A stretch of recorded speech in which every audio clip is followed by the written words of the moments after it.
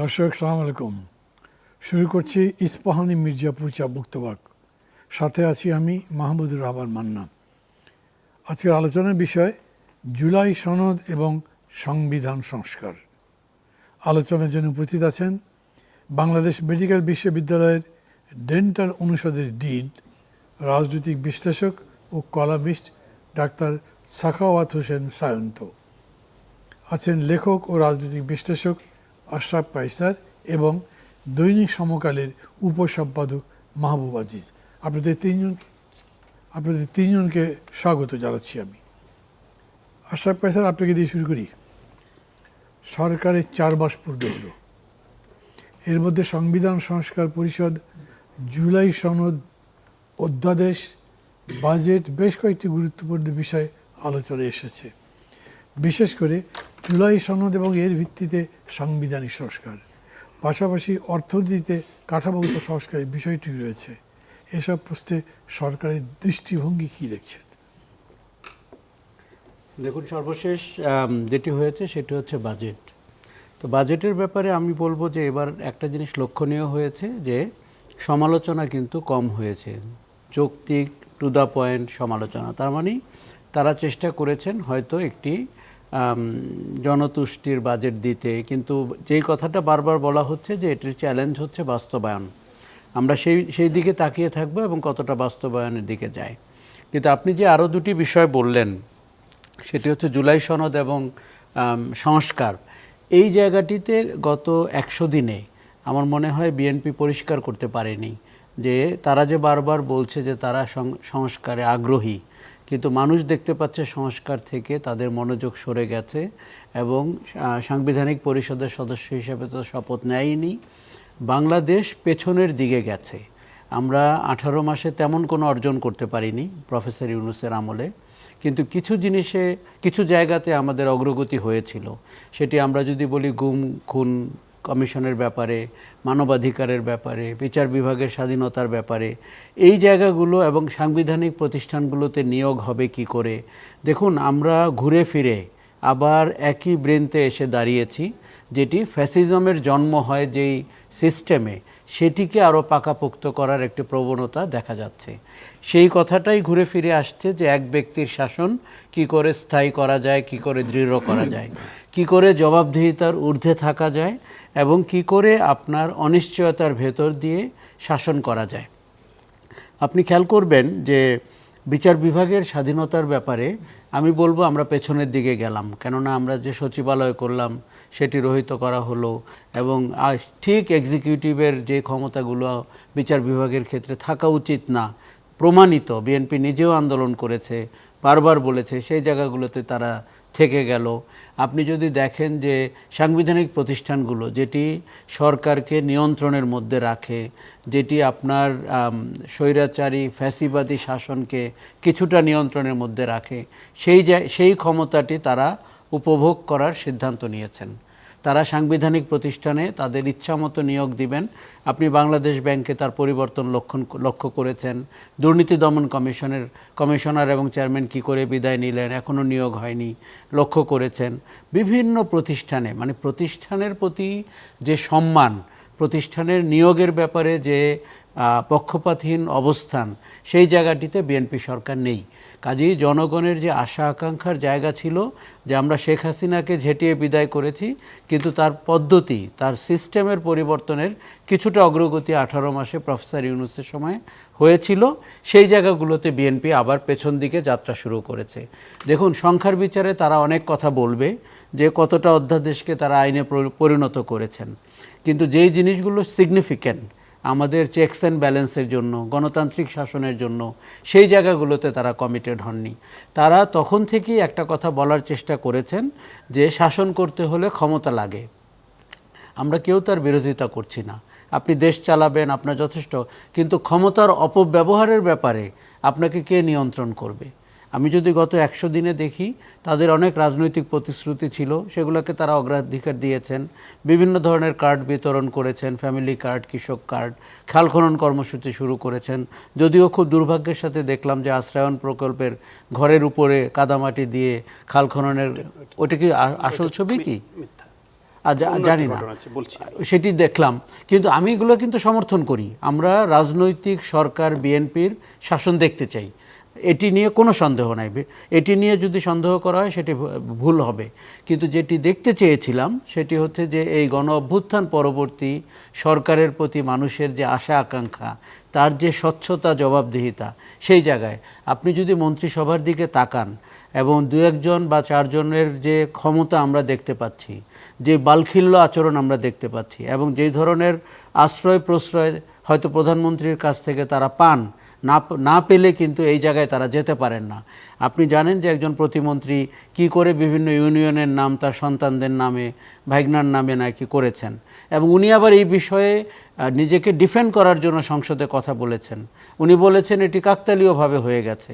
মানে বাংলাদেশ রাষ্ট্রের সাথে এতটা আপনার বালখিল্য আচরণ আমি নিকট অতীতে খুব একটা দেখিনি।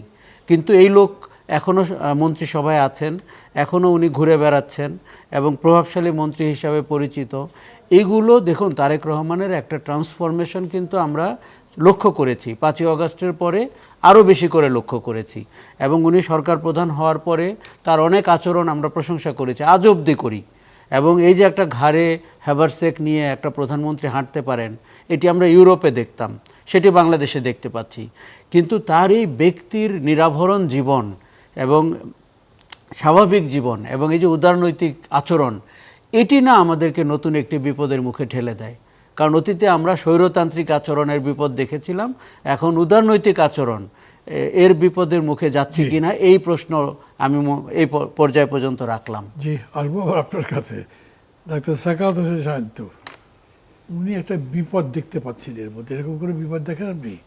মানে তার সাথে সাথে জিজ্ঞেস করছি, রাষ্ট্রের কাঠামোগত সংস্কারের প্রশ্নে সরকারের দৃষ্টিভঙ্গি কি? সংবিধান সংস্কার নাকি সংশোধন? এই বিতর্ক নিয়ে আপনার পজিশন কি? সবগুলো মিলেই বলে। জি, আপনাকে ধন্যবাদ। আমার দুই সম্মানিত আলোচক এবং যারা শুনছেন সবার জন্য শুভেচ্ছা রইল। এই সংস্কার এবং সংশোধন, এইটা নিয়ে বিতর্কটাও আমার কাছে মনে হয় একটু বাহুল্য। সংশোধন নিজেই একটা সংস্কারেরই পার্ট। এখন আমূল সংশোধন হবে নাকি খুবই মিনিমাম আংশিক হবে, এই সংশোধনের মাধ্যমেই তো সংস্কারটা হবে। কিছু ক্ষেত্রে নতুন হবে, কোনোটা বাতিল হবে, কোনোটা সংশোধন হবে। আপনার যে জুলাই সনদ যেখানে আপনার ওই যে কত সংস্কারের যে প্রস্তাবনাগুলো, সব দল, আপনিও ছিলেন ওইখানে, যে একমত হলেন, ওখানে সংবিধান সংক্রান্ত সংস্কারের যে অংশটা 1 থেকে 47 সম্ভবত বা এরকম একটা সংখ্যা, সেটার হেডলাইনটাই কিন্তু সংবিধান সংশোধনের মাধ্যমে সংস্কার, এটা হেডলাইন। তার মানে সংবিধানটাকে সংশোধনের মাধ্যমে সংস্কার করবে। এখন এই সংশোধন বলতে কারো চাওয়া ছুঁড়ে ফেলে দেওয়া, ছুঁড়ে ফেলে দিয়ে নতুন করতে হবে, কারো চাওয়া আমরা এটাকে বেস ধরে যেখানে যেখানে অনাকাঙ্ক্ষিত ধারাগুলো আছে, অন্যায্য ধারা আছে, অগণতান্ত্রিক ধারা আছে, যেখানে ফ্যাসিবাদ হয়ে উঠবার মতো ধারা আছে, সেই জায়গাগুলো কিছু বাদ হবে, কিছু পরিবর্তন হবে, সংশোধন হবে। এখন এটাকে যারা সংস্কার বলে তারা সংশোধন শব্দটাই নিতে চায় না। কিন্তু ওই জুলাই সনদও তো আপনারা সবাই মিলে ওই হেডলাইন মেনে নিয়েছেন যে সংশোধনের মাধ্যমে সংস্কার। সেই ক্ষেত্রে এখানে একটা প্রথম সংকট তৈরি হলো গণভোট নিয়ে, যে গণভোটের মাধ্যমে হেনা ভোটে এখানে এসে যে পরিশোধ হওয়ার কথা, যে সংবিধান সংস্কার পরিশোধ হবে, সব এমপিরা শপথ নেবেন, সেখানে বিএনপি আপত্তি করলো এবং অন্যরা তারা শপথই নিল না। সেটা ধরেন আপাতত সেটা একটা ডেড চ্যাপ্টার। এখন এরপরে আসলো তাহলে বিএনপি একটা অবস্থান নিল যে আমরা জুলাই সনদে যা যা আছে সেটা অক্ষর অক্ষরে আমরা বাস্তবায়ন করব। এখন সেটা তখন জামায়াত ইসলাম ওইখানের দিকে একেবারেই মনোযোগ দিল না। এনসিপি, জামায়াত ইসলাম সহ অনেকে বলল যে না, ওই গণভোটে যেটা হয়েছে সেটা দ্বারা বাস্তবায়ন পরিশোধ করতে হবে, 300 এমপির সমন্বয়ে যে পরিশোধ হবে তার মাধ্যমেই করতে হবে, এর বাইরে মানেই না। বিএনপি একটা বিশেষ কমিটি করার প্রস্তাব দিল যে তাদের ওই যে আসন প্রাপ্তির রেশিও অনুসারে বিএনপি, জামায়াত ইসলাম, এনসিপি বিরোধী দল থেকে চাইলো, বিরোধী দল থেকে 5 জন তাদের সদস্য এখানে অন্তর্ভুক্ত হওয়ার জন্য নাম চাইলো। সেখানেও জামাত বলল যে তারা এটা যাবে না, কারণ এই বিশেষ কমিটিতে তারা যাবে না, তারা ওই বাস্তবায়ন পরিষদই চায়। তো কালকেই আবার দেখলাম একটা কথা বলেছে, সেটা হচ্ছে যে হয়তো 7 আর 5 ঠিক করা হয়েছিল, তো মেজরিটিতে যদি পাশ হয় তার মানে 7-এ পাশ হবে, 7 তো বিএনপি, মানবে এইটা পাশ করে দেওয়ার জন্য। মানবে এইটা কোনো যুক্তির কথা না। যদি সংবিধান ওরা যা বাস্তবায়ন, বলেছে আমি তাই হ্যাঁ বলছি। ওরা বলেছে, কিন্তু এটা একেবারেই অযৌক্তিক কথা, যুক্তির কথা না কেন? যদি ওরা যে সংবিধান সংস্কার বাস্তবায়ন পরিষদের কথা, যেটা হ্যানা ভোটের মাধ্যমে বা বাস্তবায়নের জন্য হতো, সেটা তো এই 300 এমপির সমন্বয় হতো। সেই বাস্তবায়ন পরিষদে তো বিএনপি 2/3 মেজরিটি থাকতো, তাদের যে কয়েকজন এমপি ওই কয়জনই থাকতো, ওইখানে তো মেজরিটি বিএনপি হতো। সুতরাং এখন ধরেন বিশেষ কমিটি যদি হয়, সেখানেও 7জন 5জন বিএনপি যদি মেজরিটি হয়, তারা 5জন তাদের ভয়েসটা রেজ করবে। এবং বিএনপি যে বারবার অঙ্গীকার করলো যে তাদের অবস্থান শিফট হলেও, সেইখানেই শুধু তারা বলল যে জুলাই সনদ আমরা সব দল একমত হয়েছি, যেহেতু সবার অঙ্গীকার এটা, এইখানে নোট অফ ডিসেন্ট বাদ দিয়ে যে অংশ আছে ওইটা আমরা অক্ষরে অক্ষরে পালন করব।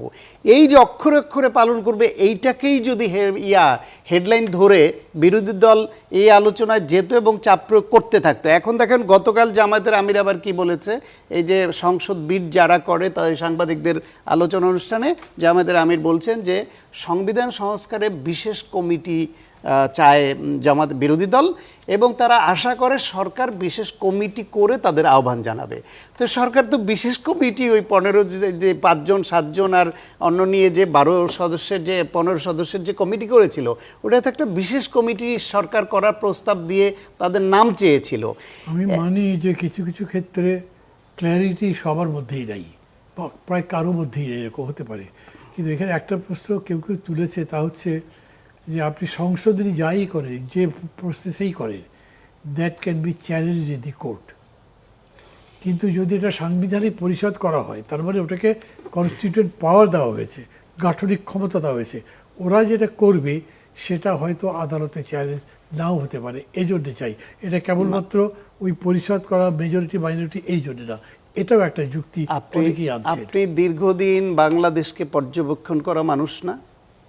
বাংলাদেশে আদালতে এরশাদ তার মতো ভাবে চালিয়েছে, জিয়াউর রহমান এসছেন তার মতো করেছেন, পরবর্তীতে যতগুলো সংশোধন হয়েছে, যে যারা ক্ষমতায় ছিলেন, কেউ ক্ষমতায় থাকতে তার ইচ্ছার বাইরে চ্যালেঞ্জড হয়ে এটা বাদ হয়েছে, এই নজির কি কখনো আছে? আর আওয়ামী লীগের সে যে মানে কি দাঁড়ালো, আমি বলছি ওটা, আমি মানিটা আপনি বুঝবেন, আপনি যা বুঝতে চাচ্ছেন সেটাই বলছি। আওয়ামী লীগ আমলেও আওয়ামী লীগ যে সংবিধানকে যা খুশি তাই করলো এবং একটা বিশেষ অংশ বলে দিল এটা পরিবর্তনযোগ্য না, সেই অংশটাও কি গণঅভ্যুত্থানের পরে পরিবর্তন হওয়ার সম্ভাবনা তৈরি হয়েছে না? বা সেটা পরিবর্তন হবে না? হবে, অভ্যুত্থানের মাধ্যমে হলো। এখন ভবিষ্যতে যদি আপনার আবার এরকম একটা অভ্যুত্থান, আওয়ামী লীগ বাংলাদেশে কোনো দিন যদি আবার তাদের নেতৃত্বে কোনো অভ্যুত্থান হয়, তখন আপনি এটা বাস্তবায়ন পরিষদের মাধ্যমেই হোক, সংসদেই হোক, বিশেষ কমিটির মাধ্যমেই হোক, এই সংবিধান আওয়ামী লীগ রাখবে বলে এটা আপনি বিশ্বাস করেন? এটা সম্ভব? সুতরাং সমস্ত কিছু ডিপেন্ড করছে। সম্পূর্ণ ভিন্ন, খুবই গুরুত্বপূর্ণ একটা বিতর্ক তুলেছেন। এই বিতর্কের মধ্যে যেতে পারবো কিনা জানি না, তবে আমাদের অন্যের কথাবার্তা হওয়ার পরে যদি সময় পাই তাহলে এইটার উপরে আমি কথা বলতে চাইবো। আমি আবার আপনার কাছে আসবো। জানাব মাহবুব আজিজ, মানে যে প্রশ্নটা উঠে গেছে অলরেডি, সেটাই আমি আপনাকে করছি। সংশোধনীর মাধ্যমে আপনি যদি সংস্কার করেন, যতগুলো সংশোধনী হয়েছে, অনেকগুলো সংশোধনী হাইকোর্ট বাতিল করে দিয়েছে না, কোর্ট তো বাতিল করতে পারে, because court, particularly supreme court, is the interpreter of the constitution. তাদের কাছে আপনি চূড়ান্ত ব্যাখ্যার জন্য যান। তো সেরকম যদি হয় তাহলে সংশোধনী আদালতেও চ্যালেঞ্জ হতে পারে। কিন্তু বলা হচ্ছে যে এখানে গাঠনিক ক্ষমতা যেহেতু দেওয়া হয়েছে, যে প্রস্তাবনার মধ্যে ছিল, সেটা যদি হয় তাহলে এটা সংস্কার পরিষদের মধ্যে দিয়ে হয়ে যাওয়াই ভালো ছিল। কি বলবেন? জি, ধন্যবাদ, শুভেচ্ছা সবাইকে। দেখুন, আমি আসলে একটু অন্যভাবে ব্যাপারটা দেখতে চাই। দেখুন, একটি কথা আছে এরকম যে বিড়াল সাদা না কালো সেটা বড় কথা নয়, বিড়ালটাকে ইঁদুর ধরতে পারে কিনা সেটা হলো মূল কথা। অর্থাৎ সংবিধানে কি লেখা আছে, কোথায় কি আছে, যেটা সায়ন্ত বললেন যে সেটা সরকার কিভাবে অ্যাড্রেস করছে, বিরোধী দল কিভাবে অ্যাড্রেস করছে, অর্থাৎ রাজনীতির ভিতরে যারা মূল অনুঘটক তারা কতখানি ক্রিয়া করছে তার উপর অনেক কিছু নির্ভর করে। এরশাদ যে 10 বছর শাসন করলেন কোন সংবিধানের আওতায়? সংবিধানের কোথায় এটা লেখা ছিল যে এভাবে ছাত্রদের মিছিলে ট্রাক তুলে দেওয়া যাবে? শেখ হাসিনা যে 3বার যেন তেনভাবে নির্বাচন করলেন, রাতের বেলা নির্বাচন করলেন, সংবিধানের কোথায় লেখা আছে যে রাতের বেলা নির্বাচন করা যাবে? অর্থাৎ সংবিধানে সব লেখা থাকে না। জেস্চারটা হচ্ছে যে সরকার কিভাবে সেটাকে অথবা যেইভাবে যেই প্রক্রিয়ায় রাজনীতি নিয়ন্ত্রিত হয় সেখানে মূল যারা চালক তারা কতখানি সংবিধান মানতে চান। সংবিধান অনেক দেশে আছে তো সংবিধান লিখিতই থাকে না, সেখানে কি দেশ চলছে না? অনেক বড় বড় দেশ আছে। তাহলে আমাদের এখানে এই অন্তর্বর্তীকালীন সরকার যে 11টি সংস্কার কমিশন করেছিলেন, একটি সংস্কার কমিশন নিয়ে তাদের এত মাথা ব্যথা কেন? সংবিধান সংস্কার এই 18 মাসে আমরা এটা শুনলাম, আর শুনলাম ভারত বিরোধিতা, আর শুনলাম হচ্ছে এই ধরনের 2-3টা শব্দ আমরা অনেক বেশি শুনলাম। শেষ পর্যন্ত অন্য সমস্ত সংস্কার আপনার টেবিলের নিচে চলে গেল, বিশেষ করে নারী সংস্কার সহ আরও বেশ কয়েকটি। আচ্ছা, সংস্কার কি শুধু সংবিধান সংস্কার? দেশের এই যে পরিস্থিতি, আপনার সোহরাওয়ার্দী হাসপাতালের সামনে দিয়ে এক মহিলা যাচ্ছেন, সোমা নামে 43 বছর নারী, তাকে হাঁচকা টান দেওয়া হলো, তার হাতে ছিল ব্যাগ, সে হুমড়ি খেয়ে রাজপথে পড়ে গেল, 3 দিন পরে তিনি মারা গেলেন। আমরা তো জাতিগতভাবে এইভাবে বারবার হুমড়ি খেয়ে পড়ছি, সেইটা কে হুমড়ি খেয়ে এভাবে ফেলে দিচ্ছে? এই রাজনীতিবিদরাই। আপনি দেখুন, এই যে অন্তর্বর্তীকালীন সরকার যখন 18 মাসে দায়িত্বে থাকলো, তখন দেশে আইনের শাসন বলে কিছু ছিল?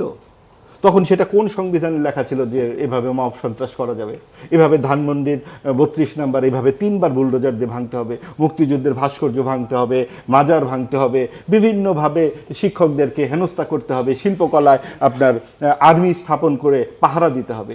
এটা তো কোথাও লেখা থাকে না।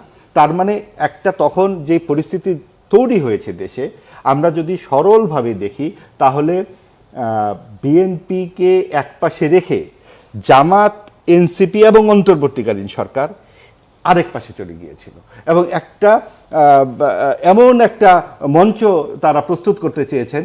এটা যদি আমরা অভিযোগ করি যে 3 থেকে 6% ভোট একটি দল, সেই দল হঠাৎ করে 36% ভোট কোন আলাদিনের চেয়ার আগে পেয়ে যায়, তাহলে আমরা এমন দাবি করছি না যে এমন কোনো প্রমাণও দেখাতে পারবো না এখানে ভোট কারচুপি হয়েছে, কিন্তু এমন একটা আবহ তৈরি করা হয় নাই কি যাতে জামাত এবং এনসিপি প্রধান বিরোধী দলে বসে যেতে পারে? অন্তত এমনও যদি আমরা বলি যে সরকারেই তাদেরকে বসানোর ইচ্ছা ছিল, সেটাও তো সবই তো আসলে ধারণা, আমরা তো কেউ কিছু নিজে দেখিনি। কিন্তু এখানে যে অক্সিজেন আছে এটা তো নিজের চোখে দেখা দরকার নাই, আমরা বুঝতে পারি, ফিল করতে পারি। ঠিক একইভাবে আমরা ফিল করতে পারি যে একটি ডানপন্থার বিকাশ এ দেশে ঘটে গেছে, এবং সেটা খুবই অনৈতিকভাবে ঘটেছে। এখন ডানপন্থা তো খারাপ কিছু না, দেশের মানুষ চাইলে ডানপন্থার বিকাশ হবে, কিন্তু সেই দেশের মানুষকে যদি আপনি বাধ্য করেন, আপনি জুলাই সনদ আপনি খুব ভালো করে খেয়াল করে দেখেন তো, বইটি থাকলে ভালো হতো, প্রথম পৃষ্ঠার ভূমিকাতেই আছে যে বাংলাদেশের পটভূমি ওখানে উল্লেখ করা হয়েছে, হানাদার বাহিনী, পাকিস্তান শব্দটি নাই, এবং মুক্তিযুদ্ধের 3টি লাইন মাত্র, এবং সেখানে হানাদার বাহিনীর আক্রমণে 9 মাসে অনেক প্রাণের বিনিময়ে বাংলাদেশ স্বাধীন হয়। এই যে রাগঢাক গুড়গুড় সরকারিভাবে হতে পারে, এবং এটাই তো একটা সরাসরি একটা জেস্চার। তারা কি চায়? আমরা যে মুক্তিযুদ্ধের বয়ান শুনি, আজও শুনি, এই যে একদম আমাদের সম্মানিত শ্রদ্ধেয় মানুষদের সম্পর্কে যেভাবে বলা হয়, এটা কি আমরা শৈশব থেকে শুনে এসেছি কখনো? আমরা কি 70 দশক, 80 দশক, 90 দশকে এই দেশে ছিলাম না? আমরা এরকম জিঘাংসাপ্রবণ, এরকম উন্মত্ত জাতি কবে ছিলাম? আমাদের নজরুলের কবরে কাকে আমরা সাহিত্য করলাম? আমরা কাউকে ছোট করছি না, যার যেটুকু জায়গা তাকে সেটুকু দিলেই তো হয়। আপনি একজনকে হঠাৎ করে ওখানেই স্থাপন করতে হবে, এই সব কিছু মিলিয়ে আসলে আমরা কি বুঝতে পারি? আমরা বুঝতে পারি এই সনদ বা সংস্কার যে আলোচনাটি, এটা আসলে এক ধরনের শুভঙ্করের ফাঁকি। এই ফাঁকির মাধ্যমে আগামীতে এখন যারা 172 বা 77টি আসন পেয়েছে, আগামী নির্বাচনে যাতে তারা 177-এ পরিণত হতে পারে, এই ধরনের কিছু নানান রকম বাহানা আসলে এই সব আলোচনায় আমরা দেখতে পাচ্ছি। আমরা বলতে চাই, সংস্কার মানে শুধু কাগজে পত্রে সংস্কার নয়। আপনি এই যে 3 মাস হচ্ছে সংসদ অধিবেশন, এখানে কি নারী সংস্কার নিয়ে একটি কথা শুনেছেন? এখানে কি আপনি সরকারকে সত্যিকার অর্থে জবাবদিহিতার ক্ষেত্রে আনার ক্ষেত্রে কোনো প্রশ্ন শুনেছেন? যে কথাটি আশরাফ ভাই বললেন, এই প্রশ্নগুলো সংসদে উচ্চারিত হওয়ার উচিত ছিল না বিরোধী দলের পক্ষ থেকে? কেউ বলেছেন? আমরা তো শুনি সেখানে ওয়াশিং মেশিন চাওয়া হচ্ছে, আমরা শুনি সেখানে কি মাইক্রো ওভেন চাওয়া হচ্ছে। এগুলো কি সংসদের আলোচনার বিষয়? তার মানে কি আমাদের বিরোধী দলের যোগ্যতা ও দক্ষতার মাত্রা কোথায়? তারা মাইক্রো ওভেন নিয়ে আলাপ করছেন, যেখানে মানুষের জীবন নিয়ে সমস্যা, যেখানে মানুষের এই বিপর্যস্ত আইন শৃঙ্খলা পরিস্থিতি, সেইখানে তারা হয় জুলাই সংস্কার নিয়ে আলাপ করেন, আর না হয় নিজেরা নানান রকম আমোদের আলাপ করেন। এটা জাতির জন্য খুব দুর্ভাগ্যজনক। দর্শক, ফিরে এলাম ইস্পাহানি মির্জাপুর চাবুক-তবাকে। জনাব আশরাফ কায়সার, মাহবুব আজিজ বলছিলেন, দুবার বলেছিলেন এই কথাটা, যে সব কিছু বাদ দিয়ে কেবলমাত্র এই কনস্টিটিউশন, আইন, এই বিষয়গুলোর উপর এত জোর দেওয়া হলো কেন, বাকিগুলোর উপর নজর সরিয়ে দেওয়া হলো কেন? একটা জবাব তো ধরো এটা হতেই পারে যে আমরা পুনরায় যাতে ফ্যাসিবাদ আসতে না পারে সেই জন্য আইনের যে সমস্ত পদ আছে সেগুলো বন্ধ করতে চেয়েছিলাম। আমি যেহেতু ওই সংবিধান সংসদ পরিষদে ওটার মধ্যে ছিলাম, আমি দেখেছি কী কী আলোচনা হয়েছে এবং আমাদের নিজেদের অনেক প্রস্তাবনা ছিল। এটা ঠিক, এই দেশের সংবিধানকে ব্যবহার করে অথবা সংবিধানের কান টেনে লম্বা করে দিয়ে সেই জায়গাতে অগণতান্ত্রিক পদ্ধতি হয়েছে, ওই জন্য এটা চেক করা দরকার ছিল। কিন্তু সামগ্রিকভাবে, যেমন ধরেন ডক্টর দেবপ্রিয় ভট্টাচার্য, উনি কয়েকবার বলেছেন তাকে যে ট্রান্সপোর্টটা দিয়ে দেওয়া হয়েছিল অর্থনীতির ব্যাপারে, উনি অনেক খাটাখাটি করে অনেকগুলো প্রস্তাব তৈরি করেছিলেন, এগুলো সরকার ভালো করে পড়েই দেখেনি এবং এটা টাচও করেনি। এরকম করে উনি বারবার করে নারীদের কথা বললেন, পুলিশ বলেন, অ্যাডমিনিস্ট্রেশন বলেন, বিচার বিভাগ বলেন, সমস্ত জায়গাটাই গণমাধ্যম নিয়ে একটা শব্দ বাস্তবায়ন করেনি। আমি আপনাকে বলি, ধরে নিন এই যে সংবিধানে আমাদের যা ডিজায়ার ছিল বিএনপি আজকে সব মেনে নিল, এবং জামাতে ইসলাম এনসিপি তো ঝান্ডাধারী যে তারা এটা বাস্তবায়নই করবে, তারপরে কি আপনি অপশাসন বন্ধ করতে পারবেন? দুঃশাসন বন্ধ হবে? ফ্যাসিজমের উত্থান একেবারেই সম্ভব হবে না, এরকম কি হবে? হবে না। তার মানে হচ্ছে যে আমাদের সুশাসনের যে আকাঙ্ক্ষা, তার একটা বড় নির্ণায়ক সংবিধান সংস্কারের ভেতরে রয়েছে, এটি নিয়ে কোনো সন্দেহ নাই। এবং আমরা 15 বছরে হাসিনার শাসন, তার আগে অন্যান্য অপশাসন, সবগুলোতে দেখেছি সংবিধান কি করে ব্যবহার করা হয়েছে, সাংবিধানিক সুবিধার পেয়ে কি করে অপশাসনগুলো দানা বেঁধেছে। কিন্তু এই যে রাজনৈতিক সংস্কৃতির চেহারাটা, এই যে বাংলাদেশে একটা উগ্রবাদী দক্ষিণপন্থী রাজনীতির বিকাশ হলো, এবং যেভাবে প্রফেসর ইউনূস হাতে ধরে একটা উগ্রবাদী রাজনীতিকে বিকশিত হওয়ার সুযোগ করে দিলেন, তো আমি তো অবাক হয়ে গেলাম যে বিএনপির মতো দলকে মনে হলো সাইডলাইন হয়ে যাচ্ছে, দেশ ঝুঁকে যাচ্ছে জামাত ইসলামী, স্বাধীনতা বিরোধী, উগ্রবাদী, মববাদী ব্যক্তিদের হাতে। এবং আপনি যদি 5ই আগস্টের পরে মানুষের হতাশার জায়গাটা দেখেন, সেটা ছিল এইটা। আমরা শেখ হাসিনা বা আওয়ামী লীগের দুঃশাসন নিয়ে সারা রাত কথা বলতে পারবো, তারা এতটাই খারাপ দল এবং এতটাই খারাপ শাসন করেছে। তারা এই যে মাহবুব আজিজ মুক্তিযুদ্ধ নিয়ে এত কথা বলছিল, আওয়ামী লীগের মুক্তিযুদ্ধের ন্যারেটিভ কিন্তু আবার একটা ভয়ঙ্কর জিনিস। সেই মুক্তিযুদ্ধ নিয়েও কিন্তু সমালোচনা করার যথেষ্ট সুযোগ আছে। সেই মুক্তিযুদ্ধে কিন্তু শেখ মুজিব ছাড়া আর কেউ নাই। বাংলাদেশের 50 বছর পূর্তির দিন, আমি 50 বছর পূর্তির দিন কিন্তু দেখেছিলাম, যদিও আমাদের দেশে অনেক বুদ্ধিজীবী ওই মুক্তিযুদ্ধকেই সমর্থন করে যেটা আওয়ামী লীগ বিক্রি করে, এবং ওই ধর্মনিরপেক্ষতাকে সমর্থন করে যেই ধর্মনিরপেক্ষতায় কওমি মাতা হওয়া যায় হেফাজতের কাছ থেকে। কাজে ওই ফাঁকি ঝুঁকিটা কিন্তু একটা ভিন্ন ডিসকাশন। কিন্তু 18 মাসে আবার মুক্তিযুদ্ধের যে আক্রমণ হলো মুক্তিযুদ্ধের উপরে, এই যে আমাদের স্বাধীনতা যুদ্ধের বিভিন্ন স্থাপনার উপরে আক্রমণ হলো, সেইটা আরেকটা ভয়ঙ্কর জায়গা। কাজে আমাদের সমস্যা হচ্ছে যে আমরা ডাঙা, কুমির, জল সব মিলিয়ে গত 18 মাস এবং আজ অবধি আমরা কিন্তু কোনো কুল কিনারা পেলাম না। আপনি যদি আমাকে জিজ্ঞেস করেন রাজনৈতিক সংস্কৃতির জায়গাটি কোথায় দাঁড়িয়ে আছে, অত্যন্ত নিম্নমানের রাজনৈতিক সংস্কৃতির জায়গায় এখন দাঁড়িয়ে আছি, অনিশ্চিত একটি জায়গায় দাঁড়িয়ে আছি। কখন দক্ষিণপন্থীরা আবার সুযোগ পাবেন? এমনিতেই গত নির্বাচনের আগে মনে হচ্ছিল তারা পাওয়ারে চলে গেছেন। তারেক রহমান 1 বছর আগে দেশে ফিরে আসলে হয়তো কিছুটা ভারসাম্য তৈরি হতো, ভাগ্যিস কিছুদিন আগে ফেরত এসছেন, নাহলে তাদের হাতেই হয়তো দেশ চলে যাচ্ছিল। আর এই দেশে নির্বাচন খালি চোখে ভালো হলেও কিছু কারচুপি করার এবং গরমিল করার সুযোগ কিন্তু সবসময় রয়েছে। আচ্ছা, এবার বলি আপনাকে, এই যে অর্থনৈতিক জায়গাটি, যেটি দেবপ্রিয়র কথা আপনি বলছিলেন, সেই জায়গাটিতে তো সংবিধানের সংস্কারের সাথে ওইভাবে সম্পর্কিত না। জি। তার সুশাসনের ব্যবস্থাপনাটি কোথায়? এই যে আমরা যদি ব্যাংকিং সেক্টরের দিকে তাকাই, আমরা যদি পুঁজিবাজারের দিকে তাকাই, দেখুন সাধারণ মানুষ কিন্তু প্রতিদিন সংবিধান শুনতে আগ্রহী না, এটি তার সাবজেক্ট এরিয়া না। উনি ওই বেনিফিটটি প্রতিদিন পেতে চান সুশাসনের ভেতর দিয়ে, আইন শৃঙ্খলার জায়গায় পেতে চান, অর্থনৈতিক ক্ষেত্রে আপনি চুরি করবেন না দেখতে চান, ব্যাংকে আপনি লুটতরাজ করবেন না দেখতে চান। সেই জায়গাটিতে আমরা কেন আগাতে পারছি না? আমাদের প্রতিদিন এই 100 দিন ধরে যদি আপনি সংসদে দেখেন, তো আমি হলফ করে আপনাকে বলতে পারি অত্যন্ত নিম্নমানের অধিবেশন চলে এবং বক্তব্যগুলো কুরুচিপূর্ণ। কেউ পোশাক নিয়ে কথা বলছেন, কেউ তার টুপি কী হয়েছে বলছেন, কেউ মাইক্রোওয়েভ চাচ্ছেন। বাংলাদেশের জাতীয় সংসদে এই লজ্জাজনক বক্তব্য আমি খুব কম দেখেছি।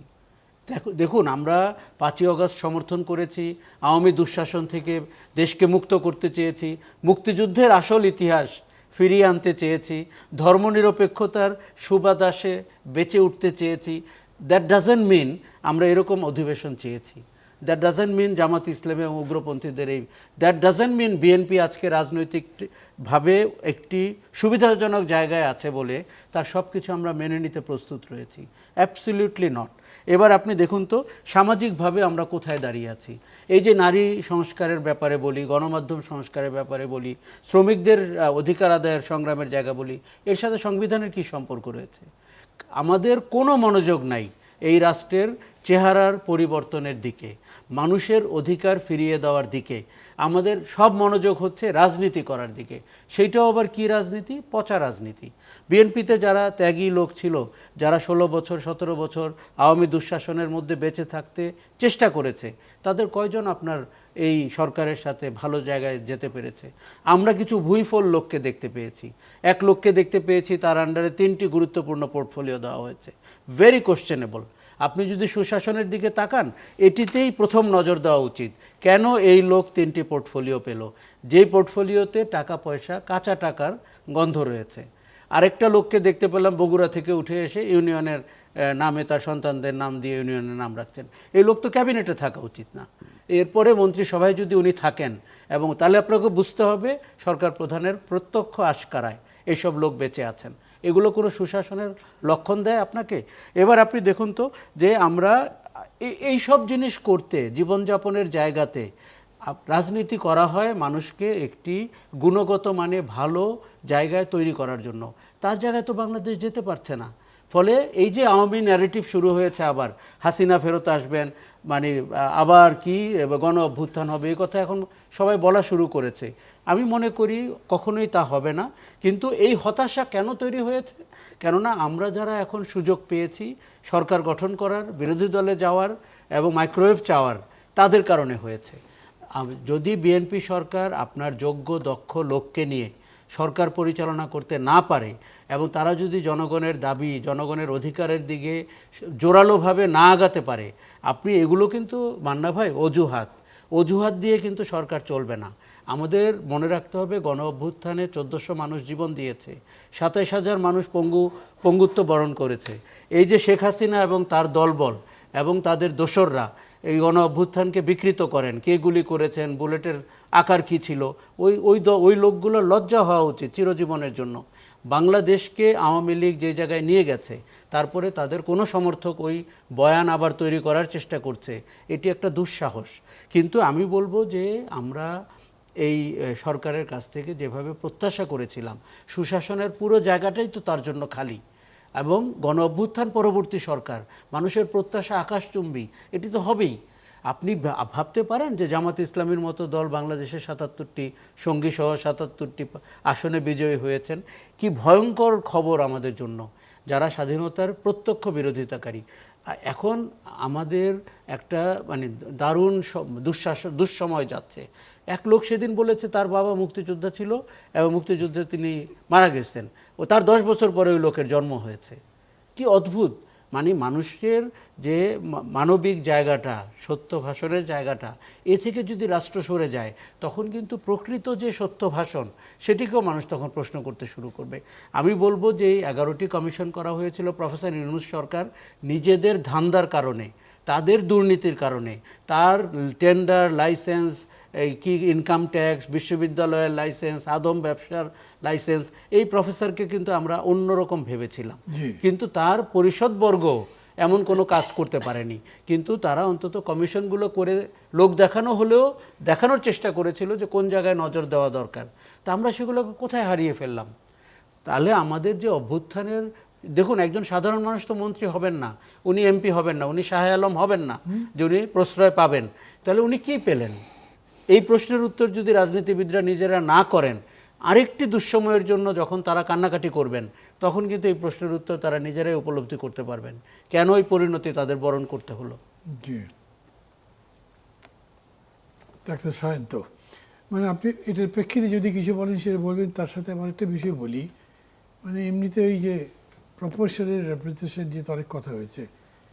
এখন আপনাদের দল বলছে, আপনাদের দল বলা বোধহয় ঠিক নয়, মানে বিএনপি বলছে উচ্চকক্ষে প্রাপ্ত আসনের ভিত্তিতে সদস্য নির্বাচন করা হবে, মানে নিম্নকক্ষে যে আসনটা পেয়েছে সেই আসন অনুযায়ী উচ্চকক্ষে আসন দেওয়া হবে। তো মানে কি নিচেটার একটা রেপ্লিকা হলো, তো এটা করে কী লাভ? আচ্ছা, প্রথমে একটি বলি যে আশরাফ ভাই যে সরকারের কিছু বিষয় বা দু একজন মন্ত্রী বা যে বিষয়টি নিয়ে সমালোচনা করেছেন, এই সমালোচনার ন্যায্যতা আছে এবং এই ন্যায্যতা মাথায় রেখে শুরুতে এটা নিয়ে ভাবা দরকার যে মানুষ এ কথাগুলো বলতে শুরু করেছে কেন, বা যে আশরাফ কায়সার ভাই যিনি অসাম্প্রদায়িক চেতনায় বিশ্বাসী, বাংলাদেশপন্থী অবস্থান নিয়ে দীর্ঘদিন ধরে তিনি আছেন, তিনি আজকে কথাটা তার মুখ দিয়ে, কালকেও একটা আমরা টিভি অনুষ্ঠানে ছিলাম, এই কথাগুলো বলেছেন, আজকেও বলছেন, আরও অনেকে বলছে। এখন অনেকের মনে হতে পারে যে উনি সমালোচনা করতেই পারেন, অধিকার আছে, কিন্তু এই সমালোচনা ইনভ্যালিড, এর কোনো ভিত্তি নাই। আমি একটা জিনিস কাউকে আমি বিএনপির গুরুত্বপূর্ণ কিছু মন্ত্রীকেও বলেছি যে পারসেপশন ইজ ভেরি ইম্পর্ট্যান্ট। হাওয়া ভবনকে যে একটা পারসেপশনে দাঁড় করানো হয়েছিল আওয়ামী লীগ এবং 111 সরকারের 18.5 বছর, হাওয়া ভবন কেন্দ্রিক ওই রকম কোনো অপকর্ম, দুর্নীতি এরকম কিছু কিন্তু আমাদের সামনে উপস্থাপন করতে পারেনি। কিন্তু ওইখানে কত পার্সেন্ট কি দুর্নীতি, হাওয়া ভবন কেন্দ্রিক একটা বিশাল এক পারসেপশন তৈরি করেছিল না, এবং সেই পারসেপশনের কারণে বিএনপি তো সাংঘাতিকভাবে ক্ষতিগ্রস্ত হয়েছিল। আজকের প্রধানমন্ত্রী যিনি, তার ইমেজ ক্ষুণ্ণ হয়েছিল ওই খারাপ পারসেপশন যেইভাবে এস্টাবলিশ করা হয়েছিল তার জন্য। সুতরাং ঘটনা কতটা সত্য বা মিথ্যা সেইটায় যাওয়ার আগে আপনাকে ভাবতে হয় যে এইরকম একটা পারসেপশন কেন গড়ে উঠছে, এটা গড়ে উঠবার পেছনে আমার কোন কোন ভূমিকা বা কোন উপাদানগুলি কাজ করছে, শুরুতেই সেটাকে অ্যাড্রেস করা যে আমি এই পারসেপশন তৈরি হতে দেব না। সুতরাং অতীতের সেই পারসেপশনের মতো আজকেই দুইজন মন্ত্রী বা আরও কাউকে নিয়ে প্রধানমন্ত্রীর এত ভালো দিক থাকার পরও এবং এখনও পর্যন্ত প্রধানমন্ত্রীকে নিয়ে খুব মোটা দাগে সমালোচনা করবার মতো, নিন্দা করবার মতো তেমন উপাদান এখনও হাতে পায়নি অনেকেই, কিন্তু এইসব উপাদান তার জন্যই কাল হয়ে দাঁড়ায় কিনা, একটা পারসেপশন এইরকম তৈরি হয় কিনা, সেটা তো এখনই ভাবা দরকার। এইবার আসি, আপনি যে উচ্চকক্ষের কথা বলছেন, উচ্চকক্ষ নিয়ে বিএনপির অবস্থান বরাবরই স্পষ্ট। বিএনপি কখনোই এই ভোটের পার্সেন্টেজ অনুসারে যে পিয়ার সিস্টেমে এটা হওয়ার কথা সেটা মেনে নেয়নি। বিরোধী দল বা অন্যান্য অনেকে চেয়েছে, নানানজনের মত আছে, বিএনপি নিজে হচ্ছে বাংলাদেশে উচ্চকক্ষের প্রধান প্রবক্তা, তাদের রাষ্ট্র মেরামতের 31 দফার মধ্যে এটা এনেছে। কিন্তু তাদের যে উদ্দেশ্য সেটা ছিল এই যে এইখানে কিছু যোগ্য, অভিজ্ঞ, শিক্ষিত এবং নানান গ্রুপের রিপ্রেজেন্টেশন করতে পারে এমন ব্যক্তিরা যারা নির্বাচনের এই পদ্ধতিগত কারণে তারা নির্বাচিত হয়ে সংসদে আসতে পারেন না অথবা আসতে চান না, এই নির্বাচনী এই কদর্য প্রতিযোগিতায় অনেকে নামতেও চান না, তাদেরকে যদি বিভিন্ন যোগ্য, অভিজ্ঞ, সংবিধান সম্পর্কে বোঝেন, শিক্ষিত, অথবা বিভিন্ন গোষ্ঠীর রিপ্রেজেন্টেশন যারাদের প্রতিনিধি নির্বাচিত আসতে পারে না, তারা এখানে যাবেন, তারা নিম্নকক্ষে বিভিন্ন বিষয়ে যে বিল আসবে সেইখানে উচ্চকক্ষ একটা গুরুত্বপূর্ণ মতামত তারা দিবেন, তার ভিত্তিতে যাতে এই আইন প্রণয়ন সহ বিভিন্ন সিদ্ধান্ত আরেকটু ভালোভাবে করা যায়। এখন সেই ক্ষেত্রে ওইখানে তাদের এমন কোনো বড় রোল থাকে না যেটা দ্বারা নিম্ন কক্ষের কিছু চেঞ্জ করে দিতে পারে। তারা যেই বিল উঠলে আলোচনা করে যে সুপারিশ করবে, সেই সুপারিশ নিম্ন কক্ষ কিন্তু মানতেও বাধ্য না। শুধুমাত্র সংবিধান সংশোধনের বেলায় ওইখানে সেটাও সিম্পল মেজরিটি, 100 জনের মধ্যে 51 হলে হয়ে যায়। সেই 51 হলেও তো সেটা এখন মেজরিটি বিএনপির আছে, কিন্তু বিএনপি আগেও এখন যদি ওই কারণে সরে আসে যে ঠিক আছে আমরা পিয়ারেই গেলাম, পিয়ারে গেল বিএনপি মেজরিটি থাকবে, তারপরেও বিএনপি সেটা করছে না এই কারণে যে তারা আগে থেকে যেই পজিশনে ছিল যে সংরক্ষিত নারী আসনে যে পদ্ধতিতে হচ্ছে ওইটা একটা পিয়ার পদ্ধতি, সেটা হলো আসন প্রাপ্তির পিয়ার, সেইভাবে তারা আছে। সেইখানে আমার কাছে মনে হয় যে বাংলাদেশে এখন যে সংসদ দেখছি বা সব মিলিয়ে টিলিয়ে উচ্চকক্ষ আসলে খুব দরকার কিনা এখন সেই প্রশ্ন অনেকের মধ্যে আসছে, যে নিম্নকক্ষ যেভাবে চলছে কক্ষেও তো এদেরই নমিনেটেড লোকরা ওইভাবেই আসবে, তারা কথা বলবে, সেটা কতটি ইফেক্টিভ হবে। তবে এটুকু লাভ হবে যে উচ্চকক্ষে যারা যাবেন সেখানে সত্যি সত্যি যদি দলীয় লোকই দেখ, অনুগত লোকই দেখ, তবু একটু শিক্ষিত, জানাশোনা, যারা সংবিধান বোঝেন, যারা দেশের সংস্কৃতির পরিবর্তন চান এরকম আকাঙ্ক্ষা আছে, এরকম যদি দেন তাহলে তারা কিছু সুপারিশ দিলে আলোচনা করে নিম্নকক্ষ না মানলেও সেটা সোসাইটিতে একটা প্রভাব ফেলবে, সমালোচনার জায়গা তৈরি হবে যে এই বিষয়ে উচ্চকক্ষে এই সুপারিশ করবার পরেও নিম্নকক্ষ এরা মেজরিটি জোরে সেটা মানেনি, ফলে একটা চাপের মধ্যে তারা পড়বে, সেই হিসেবে করতে পারে। কিন্তু এইখানে জামায়াত বা এনসিপির বা অন্যদের যাদের পিয়ার পদ্ধতিতে উচ্চকক্ষ চাচ্ছে, তারা ওইখানেও সেই সংবিধান সংস্কার পরিষদের মতোই এইখানে ওইটা যদি হয়ও বিএনপি মেনেও নেয় তাহলে তো মেজরিটির চাপ পাচ্ছে না তারা, সুতরাং বিএনপি ওইখানেও মেজরিটি হবে, সেটা হলো। তো এই সব বিষয় নিয়ে বাড়াবাড়ি করে সময় ক্ষেপণ না করে এই এখনকার যে পদ্ধতি আছে তার মধ্যে সরকার যেখানে যেখানে ন্যায়সঙ্গতভাবে অ্যাগ্রি করছে বলে মনে হয়, যেরকম 17 সদস্যের কমিটি যা আমাদের ওইখানে যাওয়া উচিত ছিল, গিয়ে তারা ওইখানে বিএনপির উপরে এক কথায় স্ট্যান্ড নিতে পারত, লেখাপড়া করে যে আর্গুমেন্ট দিয়ে তারা যদি প্রেশার ক্রিয়েট করতো যে হ্যাঁ ঠিক আছে ফাইন আসেন, আপনারা বলছেন জাতীয় জুলাই জাতীয় সনদ অক্ষরে অক্ষরে মানবেন, তো সেটা অক্ষরে অক্ষরে ওইখানে যে বিষয়ে আমরা সব দল একমত হয়েছি ওগুলো করেন, সেগুলো না করলে কিন্তু আলাদা একটা ওয়েব উঠতে পারতো, সমালোচনার জায়গা তৈরি হতে পারতো। ঠিক একইভাবে উচ্চকক্ষেও যদি এই উচ্চকক্ষ করার পক্ষে সবাই একমত হয় এবং করে, সেই ক্ষেত্রে পিয়ারে গেল যেই রেজাল্ট এখন বিরোধী দলের জন্য, বিএনপি যেটা আগে থেকেই অবস্থান নিয়েছে যে সংরক্ষিত নারী আসনের মতো একই আদলে আসন প্রাপ্তির পিয়ারে যাবে, সে একই রেজাল্ট হবে। কিন্তু তৈরি হোক সেখানে জামায়াতের আরো কিছু শিক্ষিত যোগ্য লোকদের দেখ, এনসিপির দেখ, বিএনপি দেখ, অসুবিধা কি? আপনি আপনারটা বলে যাবেন, কিন্তু এটার প্রেক্ষিতে আর কেউ কিছু বলতে পারবেন না, কারণ আমার হাতে অত সময় নেই আর। মানে আমি নিজেও এই ব্যাপারে কথা বলবো আছি, যেমন আপনি একটা কথা বললেন না যে তারা চাইছিল যে সমাজের মধ্যে ব্রেইন যারা তাদেরকে নিয়ে এটা করা হবে, সেটা আপার হাউস হবে, রিয়েল অর্থেই আপার হাউস হবে, যেইটা অনেক ক্ষেত্রে হয়তো ডিক্টেটরকে সাজেশন দেবে which will be honoured respected in the lower house. তো সেটা তো এখনও যদি পিয়ারে যায় তাও করবার সুযোগ আছে, তো এই বিতর্কের মধ্যে আমি যাচ্ছি না। জনাব মাহবুব আজিজ, আপনার কাছে আমার প্রশ্নটা আছে, আমি পড়ে নিই প্রশ্নটা হয়তো 3 জনের জন্যই রাখবো, যেহেতু সব মিলে আপনারা কথা বলতে পারবেন 7 বা 8 মিনিট। মাহবুবের কিন্তু আলাদা মানে একটা ডাবল পাওয়ার তার আছেই, রোটেশন যদি আমি ধরি। ভারত থেকে বাংলা ভাষাভাষীদের, বিশেষ করে মুসলমানদের কোনো ধরনের আইনি প্রক্রিয়া ছাড়াই জোরপূর্বক বাংলাদেশে ঠেলে দেওয়ার ব্যাপারে গভীর উদ্বেগ জানিয়েছেন আন্তর্জাতিক মানবাধিকার সংস্থা হিউম্যান রাইটস ওয়াচ। এটাকে মানবাধিকারের লঙ্ঘন বলেছেন। আর এদিকে আবার স্বরাষ্ট্রমন্ত্রী বলেছেন মিয়ানমারে কাঁটাতারের বেড়া দেবেন, ভারতেও কাঁটাতারের বেড়া, যেখানে স্পর্শকাতর জায়গা সেখানে কাঁটাতারের বেড়া দেওয়ার ব্যাপারটা তারা বিবেচনা করছেন। তো মানে প্রতিবেশীদের সাথে সম্পর্ক ভালো হবে কি দিন দিন আরও জটিল হয়ে যাচ্ছে এরকম মনে হচ্ছে না? এই ব্যাপারে আপনি যদি বলতে চান সেটা তো বলবেন, এই প্রশ্নটা আমি করছি। আর আগে যে আলোচনাটা হলো সেটার উপরে যদি আপনি সেটা নিয়ে আমার একটু বলবার আছে যে দেখুন যে পরিস্থিতি দাঁড়িয়েছে, আওয়ামী লীগ আমলে আমরা খুব জাজমেন্টাল অথরিটিক্যাল বিভিন্ন বয়ান শুনতাম। তার বিরোধিতা করলেই জামাত শিবির কি বলে বিএনপি জামাত বিএনপি যখন নির্বাচন তারা এককভাবে করত তখন বলা হলে শেখ হাসিনা নিজে বলেছেন যে পাকা পাকা কথা কিসের অন্তর্ভুক্তি বলুন নির্বাচনটা শেষ হোক আমি দেখাবো কি করে একসাথে নির্বাচন করতে হয়। এই যে কথাগুলো একইভাবে মুক্তিযুদ্ধের কথা বললেই এখন আওয়ামী লীগের মুক্তিযুদ্ধের ন্যারেটিভ। আওয়ামী লীগের মুক্তিযুদ্ধের ন্যারেটিভ বিষয়টা কি? 15 খণ্ডের যে মুক্তিযুদ্ধের দলিলপত্র, এটা জিয়াউর রহমান রাষ্ট্রপতি থাকা অবস্থাতে তিনি কাজ শুরু করেন এবং এটার সম্পাদক ছিলেন হাসান হাফিজুর রহমান। সেই 15 খণ্ডের মুক্তিযুদ্ধের দলিলপত্রে সকলের বিবরণ দেওয়া আছে, কার কি অবদান সবাই জানে। সেইভাবেই তো সব কিছু চলছিল।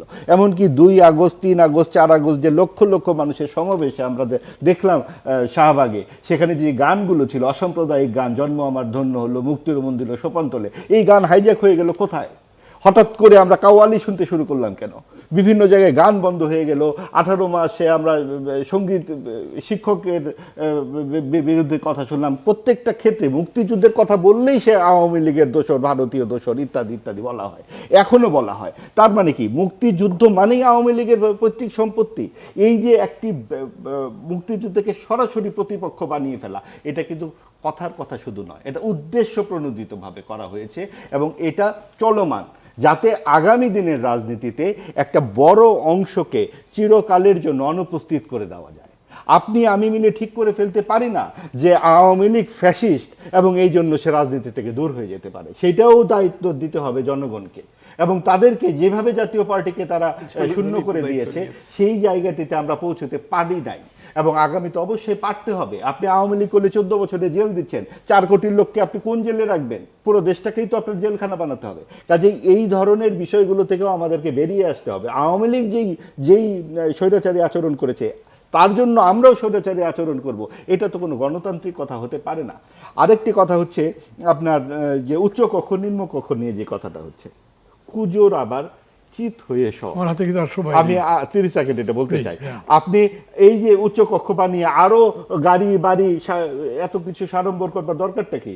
এই যে একটি দরিদ্র দেশ, সেখানে যে 300 জন গিয়ে আপনার মাইক্রো ওভেন আলাপ করছেন, আপনার এই সমস্ত সিভিল সোসাইটির কথাবার্তা আপনার উচ্চ কক্ষে গিয়ে শুনতে হবে কেন? নানান ধরনের প্ল্যাটফর্মে তো রেগুলার কথাবার্তা হচ্ছে। আপনারা আর খরচ বাড়াবেন না, আপনারা আর আপনি জবাবদিহি এবং গণতন্ত্রের জন্য উচ্চ কক্ষের প্রয়োজন নাই আপাতত বাংলাদেশে। আর আপনি যেই প্রস্তুতি করলেন যে পুশ ব্যাকের ব্যাপারে, অবশ্যই এটা তো খুবই হিউম্যান রাইটস ওরা বলছে, কিংবা যে পরিস্থিতি দাঁড়াচ্ছে এখানে আমরা মনে করি যে সরকারের আরও ধীরস্থির কিছু কার্যক্রমের দরকার আছে। সরকারের এক মন্ত্রী এমনভাবে আচরণ করলেন, তিনি ফেরত এসে তিনি যেন একদিন জনপ্রিয় একজন রাজনৈতিক ব্যক্তি যেভাবে আচরণ করতে চান, অর্থাৎ লোকপ্রিয় হবার চেষ্টা করলেন। তাকে তো একদম একটা স্টেটমেন্ট দিয়ে ভারত বিরোধী ভূমিকায় অবতীর্ণ হওয়ার তো কিছু নাই। যেইটা ঘটনা ঘটেছে কূটনৈতিক শিষ্টাচারের মাধ্যমে 2 রাষ্ট্র আপত্তি জানাবে, রাষ্ট্রদূতকে প্রয়োজনে ডাকবে, বিভিন্নভাবে এটা হবে। এইটা একেবারে এইভাবে স্টেটমেন্ট দিয়ে চলে আসতে হবে। তার মানে কি উনি একটি জনপ্রিয় ধারা রাজনীতি করতে চাচ্ছেন?